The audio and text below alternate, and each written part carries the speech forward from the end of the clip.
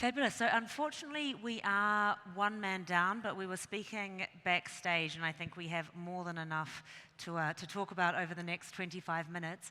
So for the benefit of the audience, could you just introduce yourself and the perspective that you're bringing to this discussion? Yeah, hello everybody, Dave Rouse from Carbon Click. We're a carbon offsetting platform for the voluntary carbon market, which you'll generally see us as a little green button on the checkout of e-commerce and airlines and so on. It's a pleasure to be here today. I come from New Zealand, and I guess I've been an environmentalist my whole life, so it's awesome to see the interaction between environmental and capital and financial markets coming together for greater impact. Thanks, Dave. I'm Ben Worley from Spiro Carbon. Thank you very much for having me here. It's great to see all of the people interested and focused on this race towards decarbonization. Our platform at Spiro Carbon utilizes technology to remove the friction in the monitoring, reporting, verification, and certification process. So all of the things that we've been talking about here today are very important, near and dear to my heart and to our company. So very excited to get to expand on that a little bit more. Great, thanks. I'm Vinod Basnayaka. Thank you so much for having me. I'm the president of R.A.C.E in the Middle East. R.A.C.E is a global leader in climate solutions. And what we do is we have a portfolio of high-quality, nature-based carbon offset portfolio around the globe. Fabulous. So maybe we start from the demand side then, and just talk me through if you're seeing an increase in inbound queries from clients, customers, etc. I think that'll be a consistent yes across all of us, but why don't you go first? Yeah, sure. That's actually an interesting question because I think there's probably three distinct types of demand that we're seeing. So we consult with governments like countries, organizations such as sports franchises, corporations, and nonprofits. And then also we do a little bit with consumer-based demand, which I know is your expertise. And it's interesting to unpack where the demand is coming from. So with the international demand, a majority of what we're seeing is there's pressure on countries to take account of their carbon footprints. And that's happening throughout the international community. And I think most countries are now understanding that they need to make sea changes in the way that they do business in order to be accepted by the international community. On the corporate side, what we're seeing is there's been a huge increase in corporate demand. So we're responsible for making teams in the NBA, teams in Major League Baseball, large companies such as Lyft and Deloitte carbon neutral. But a lot of that demand is actually consumer driven. So the consumer demand is forcing corporations to take action. And that's the one thing, in terms of how can individuals make an impact, it's putting pressure on corporations to actually take account for their footprint. And that's a lot of what we're seeing in the increase of demand. Yep. But I guess in some senses it doesn't really matter where the demand is coming from, right? Like the consumer demand is still going to have the same impact if it drives the corporate to make changes. Yeah, and I think we're seeing, so one of the, I believe, underserved markets in this is the SME market. And you talk a lot about the large corporates and the big brands that are doing this, and then at the individual level, people who are really driven to do that. But there's not a lot targeting that. And we work with a lot of nature-based solutions. Our background is in ag tech. So we work with smallholder farmers from, maybe 1 acre or less, all the way up to really large corporate farms. And what we're seeing is that demand on the large corporate side, they're getting a lot of pressure from their buyers. So the large grocery stores who are in turn getting pressure from their consumers to do it, and they have no idea where to start. And so really there's this education gap too, because again, the big corporates have been doing this for years and they've had some time to acclimate, but it's really hitting this SME market kind of out of nowhere. And there needs to be simplified solutions to be able to facilitate their kickoff into these sustainability strategies, which means that we need to create sustainable capital markets to support the creation of those offsets and the reduction in decarbonization internally for them that's affordable, that they're not having to compete necessarily with the major corporates that are gobbling up, what offsets are available. We actually heard, I think it was Sharif in the opening panel, he made the comment that many companies don't even know what their baseline is or where they are. So what sort of guidance could you give on that front for helping companies understand? I guess from a guidance perspective, it's a case of standardisation, and this is a real problem that we have right now, is there are a number of ways of determining your carbon footprint, a number of methodologies, and they don't all produce the same results. There's a question of whether you're only reporting on scope 1 and 2, or whether you're including scope 3 as well. And when you're reporting your emissions, how does an investor understand, how does a consumer understand how the company is performing unless they actually know and can compare apples with apples? That's a major problem. Part of that will be addressed by initiatives like certification, ISO certification, and inclusion of scope 3 in that certification as well. The challenge with scope 3 emissions is that it makes up about 75% of most companies' emissions, yet it's only reported in about 10% of companies' ESG policy and reporting frameworks. And why is that? Sorry, what's because that? It's difficult. So the difficult part being 75% of the average company's emissions means what we're only reporting on is relatively meaningless when it comes to comparing what companies are performing well and what companies are performing poorly. So this is something that regulation will fix in the commodities market, in the markets where companies are listed and have to report to certain standards. But in the next tier down, which is private companies and large companies, there is that gap there and it needs to be addressed. Consumers are driving some of that as well because they're getting smarter, and the companies that we see that are actually going deliberately to science-based target initiatives reporting, including scope 3 emissions, and are able to market that to their audience, they're winning business, they're winning shareholder engagement, and they're getting the big investment from financial institutions like banks that can help them grow. And this will be a real road for other organisations that are slow to adopt this. But it does need a lot of focus, and it does need a lot of effort put in by all of the businesses, both publicly listed and private. So maybe that's a nice segue to talking about what are some of the roadblocks that you're seeing at the moment, the key challenges. I'll take this one. One of the reasons that we started Spiro Carbon was because we worked a lot with smallholder farmers, mostly in Asia and some in Africa as well. And the system is not equitable. The food supply chain is not equitable. They tend to keep, 5, maybe 6% of the total value of the food that they're producing. These are the creators. These are the people that are putting their blood, sweat, and tears into making this, and they get so little, and they have no control and no impact over the market. And you look at what's happening with climate change, these are also the people that are being the most affected early on, that's affecting their livelihoods. And the system, as it stands now, by creating financial markets for carbon, you have an opportunity where you could create this additional stream of revenue and lift this entire, there's 500 million smallholder farmers in the world, you could lift this entire group of people up. But we have a tendency to conflate bureaucracy with credibility.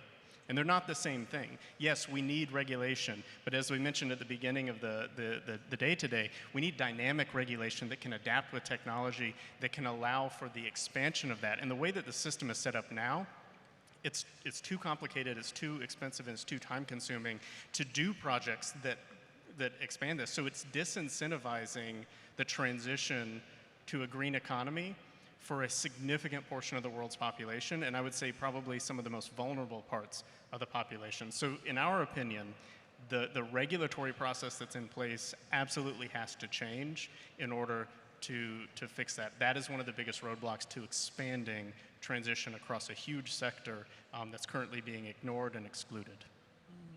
And how could technology help with that then, particularly in like the smallholder farmers case and, sustainable capital markets in general? How are you seeing it fitting? So actually technology is, I think, essential. It's very important. A great example of this is earlier this year, Aspiration started a fund with the IFC.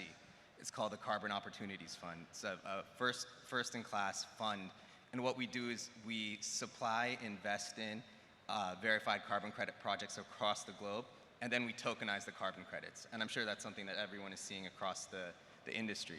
But the tokenization of carbon credits has been a huge, it's sort of in terms of credibility, in terms of the verifiability of carbon credits, it's been a game changer. So it's helping a lot. Yeah, and for us, I mean, that's the core of what we do. We bring technology to bear on this issue to democratize that, to give access to it. And so utilizing the technology that exists now, we can automate a good portion of that verification piece. And then by utilizing blockchain, by tokenizing it, you can put not just the origins of the carbon credit or carbon offset on chain, but you can put all of the underlying data on there, and that's what we do, and you make it open to public audit. So now instead of having a third-party certifier that can come in and say, oh yes, your records look good, and here's a stamp, and you as a buyer, you're trusting that stamp, right? That's a third-party trust.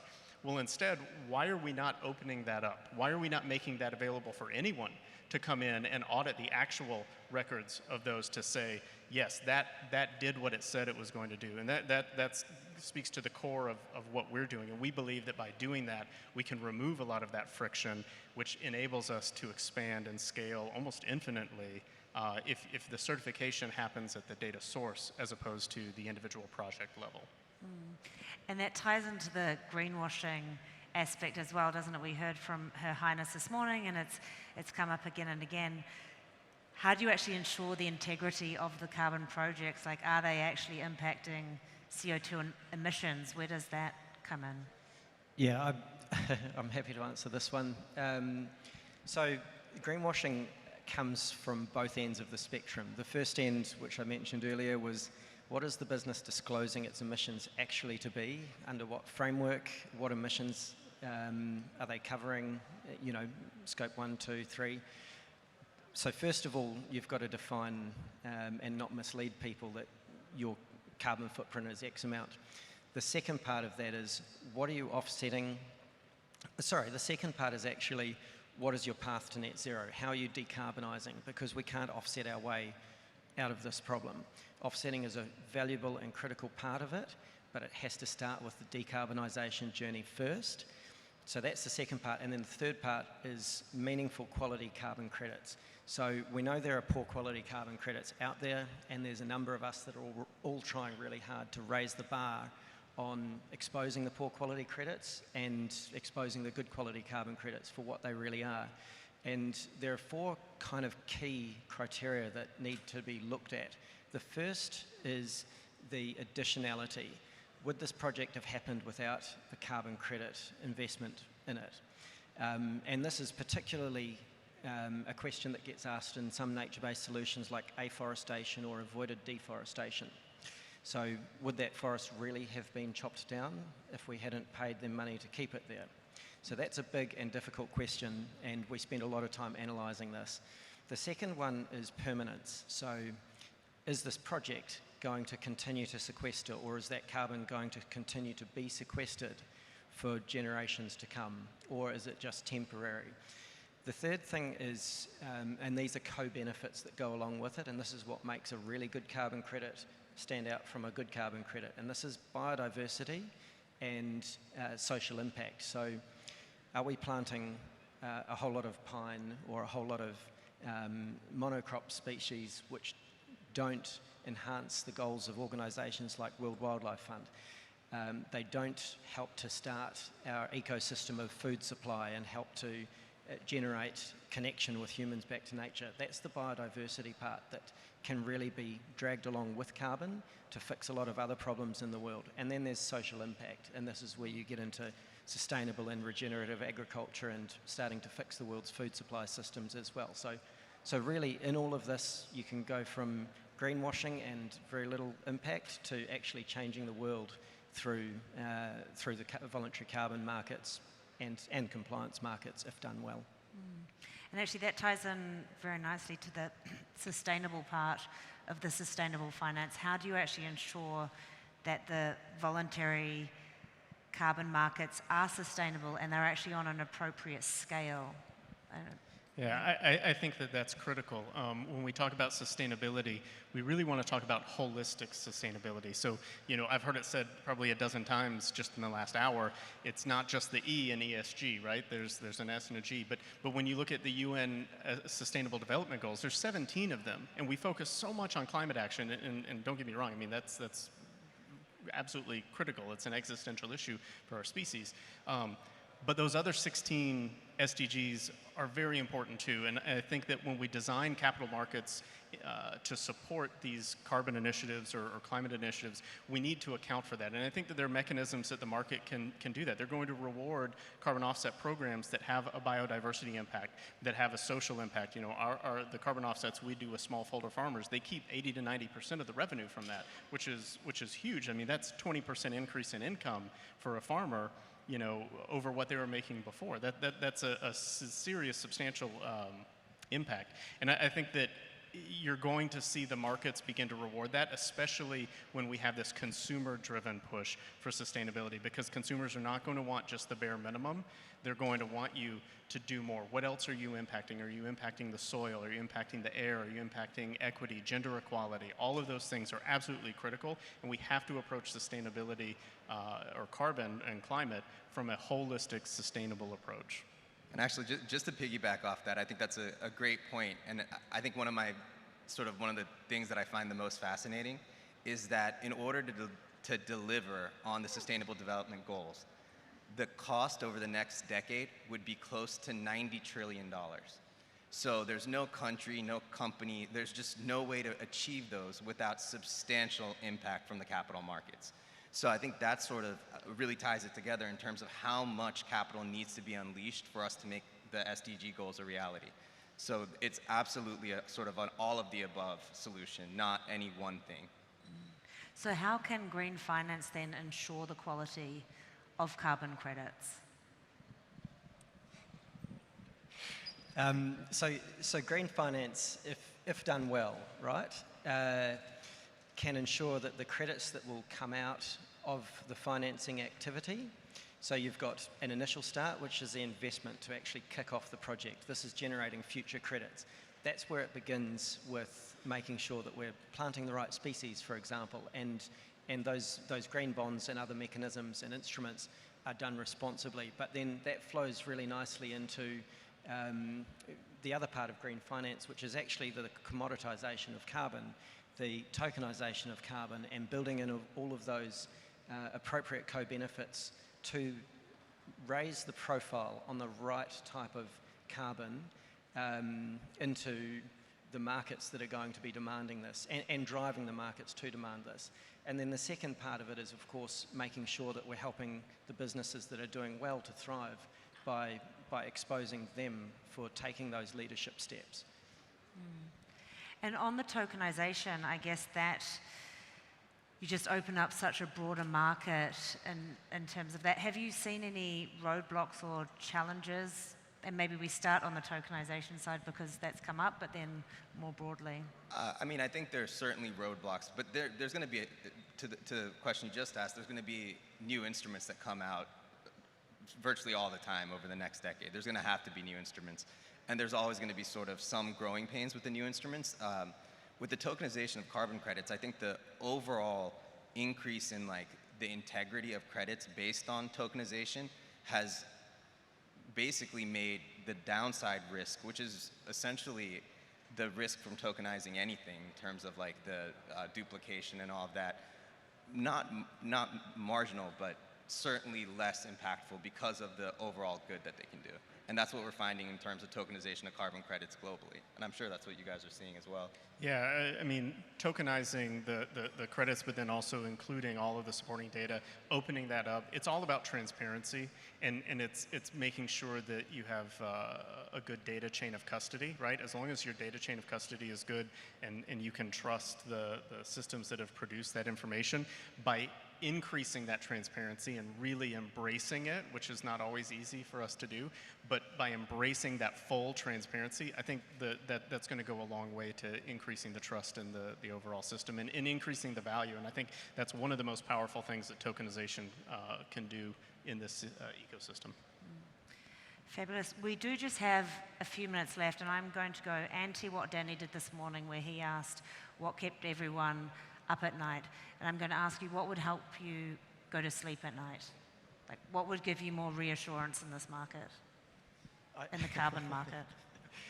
I think if people, policymakers, governments are able to take more of a lead on not worrying so much about covering their backsides and not worry so much about getting it perfect, but just taking action. And we know there are going to be kinks, we can work that out, but we actually have to start. And words only go so far. We see this with COP. It's the actions that are taken, even the first small steps. That would make me sleep a lot better at night if we started hearing less and seeing more. And we see some countries, the most unlikely countries at times, like the US, under Biden making pledges, now under Lula with Brazil's new president coming in and making rainforest pacts with Indonesia and the Democratic Republic of Congo, which, by the way, have more than 50% of the world's rainforests. These kind of pacts are the actions that start the process. And yes, they need to be policed, but it's those action steps. They're not talking about it, they're just doing it, and they're worrying about the consequences later. Great point. Thanks. I think on a micro scale, what keeps me up at night is, I have 2 small kids, and my fear is that one day in the future, they're going to look back and say, hey, did Dad do enough, right? Did we do enough? Did we try enough? Were we loud enough to get people engaged and actually take action? At the macro scale, it's much like he said, we talk a lot about what we're going to do, and we set goals for 2030 and we set goals for 2050, and we have roadmaps to get there. But what level of accountability are we doing? We come back a year from now and we're going to report on our accountability. Well, why are we waiting that long to do it? And why are we not making a bigger deal about holding people accountable to meeting those targets in the short term, right? Because it's great to set these long-term targets, but unless we're taking action immediately, and unless we're being held accountable, and our governments are being held accountable, and our corporates are being held accountable, it's going to be too late. We're going to get to those targets and people are going to be like, oh, well, we missed it, but the stakes are too high for there to be an oops moment 7 years from now. And I think, similar to what was said, I think what helps me sleep at night actually is the huge increase in consumer individual demand. And that increase in consumer demand can be seen in terms of impacting foreign policy, like domestic policy, and also in changing the way that corporations act. And that consumer demand, the increase in that is sort of the best hope that we have. And Gen Z's #1 issue globally is climate change, which is actually something that really helps me sleep at night, because it means that the next generation really cares about these issues because it's the world that they're inheriting. So that helps me sleep at night. Excellent. Well, it's always nice to end on an optimistic note. So Dave, Ben, and Vinoda, thank you so much for your time. It's been an interesting discussion. Please join me in thanking our panel.